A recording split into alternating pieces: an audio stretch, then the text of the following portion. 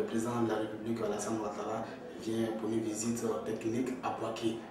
Est-ce qu'au niveau de Bouaké, nous sommes prêts pour accueillir le président? Et merci bien, mon cher ami. Vous savez, quand il s'agit d'une grande organisation de cette nature, on n'est jamais prêt. Même à la dernière minute, il y a toujours quelque chose à faire. Mais ce qui est sûr, c'est que nous avons fait l'essentiel. Et nous pensons que demain, nous serons en mesure de réserver à son Excellence, Monsieur le Président de la République, l'accueil vraiment qu'il mérite. Nous avons lancé depuis samedi des appels à toute la population pour qu'elle se mobilise massivement pour accueillir le Président de la République. Cela d'autant plus que c'est la première fois qu'il vient à Bouaké depuis son élection.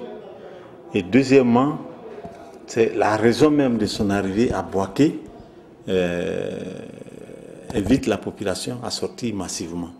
Il s'agit de l'inauguration de l'usine de traitement de noix de cajou, qui est une très grande usine qui a nécessité l'investissement de près de 8 milliards et qui,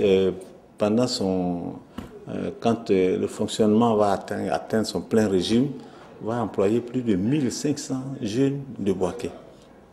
Donc l'un dans l'autre, nous avons tous intérêt à sortir massivement pour accueillir le président de la République. Vous savez, l'histoire de l'usine aux lames de Bouaké a une histoire. Nous étions en compétition avec le Nigeria. Et en pleine crise, au moment où il y avait beaucoup d'incertitudes, au moment où certains entrepreneurs, certains investisseurs fuyaient la Côte d'Ivoire, Olam a fait confiance malgré tout à la Côte d'Ivoire en choisissant notre pays au détriment du Nigeria. Donc tout ça, ça doit être récompensé. Et c'est pour ça que le président lui-même a accepté de venir. Le fondement même de sa politique, c'est le développement.